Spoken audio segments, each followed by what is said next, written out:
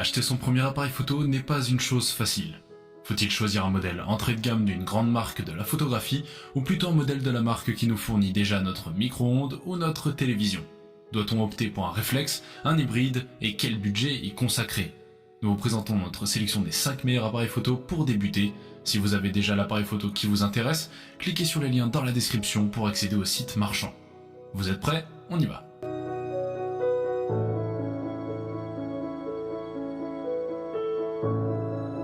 Fujifilm X-T30. Doté d'un capteur APS-C et d'un look rétro bien travaillé, la marque le décline en une version réduite, le X-T10. Depuis, la société a renouvelé l'opération jusqu'à ce X-T30, déclinaison du X-T3. Le X-T30 reprend les grandes caractéristiques de son aîné et promet ainsi d'être une version aux qualités indéniables. Parmi les éléments clés, nous retrouvons le capteur X-Trans CMOS 4 rétroéclairé de 26,1 mégapixels associé au X-Processeur 4 qui possède 4 cœurs, vous l'aurez deviné. L'autofocus hybride à détection de phase et de contraste est présenté comme amélioré et s'effectue sur la surface totale du capteur, tandis que la réactivité devra logiquement être exemplaire grâce au nouveau processeur.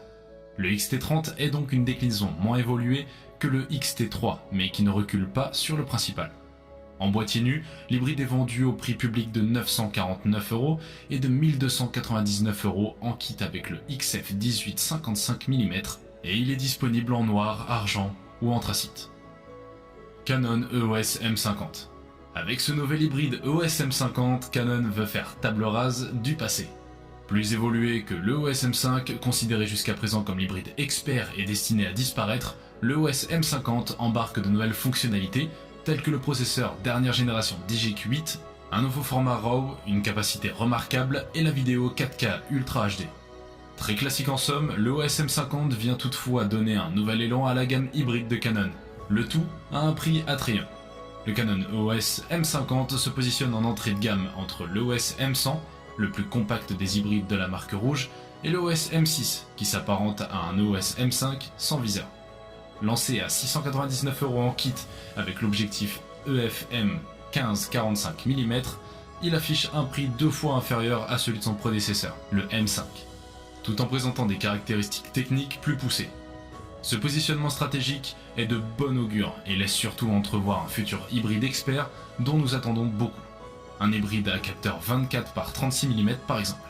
Pour en savoir plus sur les caractéristiques techniques ainsi que les prix, je vous ai mis les liens dans la description. Sony Alpha A6000. Facile à utiliser, complet et performant, l'Alpha A6000 est un hybride très équilibré. Le capteur 24 mégapixels de cet Alpha A6000 est bon et ce n'est pas une surprise. Cela fait désormais 3 ans que Sony compte un capteur APS-C de 24 mégapixels à son catalogue.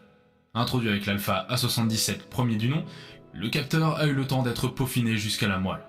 Ce nouveau modèle intègre une myriade de collimateurs AF dont nous vous parlerons plus tard. Les images sont totalement dépourvues de bruit jusqu'à 800 ISO, quasi parfaites à 1600 ISO et toujours très bonnes à 3200 ISO. 6400 ISO reste jouable en RAW.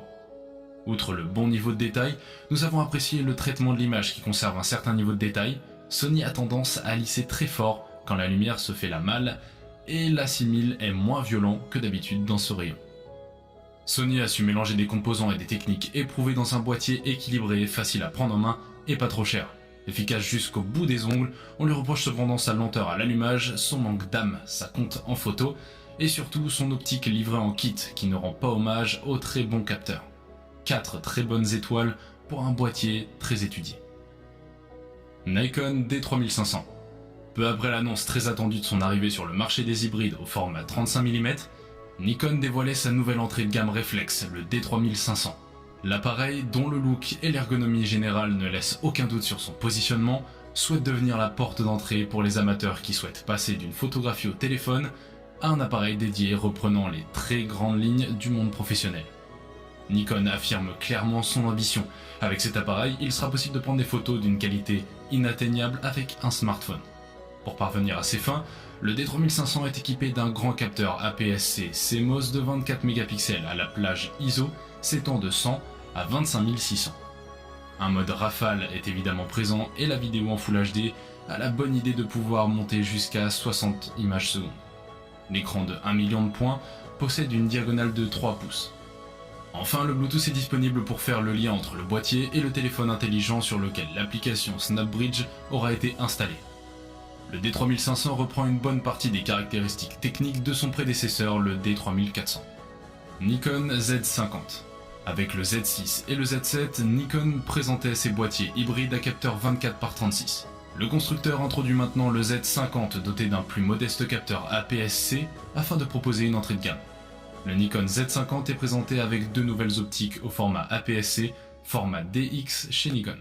D'une part un standard sous forme pancake, le Nikkor ZDX 16 50 mm et le téléobjectif Nikkor ZDX 50 250 mm.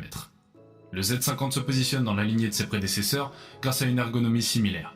Autre avantage, la compacité améliorée pour une utilisation de tous les jours plus aisée. Avec le Z6 et Z7, les appareils hybrides de Nikon ont su prendre un virage intéressant. Le Z50 ne fait pas bande à part et se situe clairement dans la gamme. Nikon met en avant son ergonomie maison et il faut bien avouer qu'elle est globalement réussie. D'une part, la prise en main est très bonne, notamment grâce à une vraie poignée. D'autre part, les contrôles ne proposent pas une expérience utilisateur au rabais. On est arrivé à la fin de cette vidéo, dites-nous en commentaire laquelle de ces appareils photo vous avez choisi. Et avant de partir, n'hésitez pas à liker la vidéo et à vous abonner à la chaîne. A bientôt!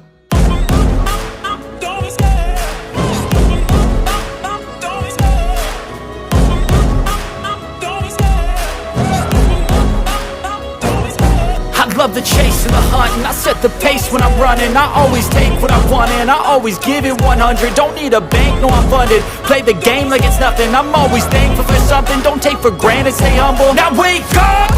It's time to look at the enemy. Look in the mirror if he is no friend to me. It's not working out, maybe it's the chemistry. It's time to break up so I can make a better me. Better believe in your mind, cause it's everything.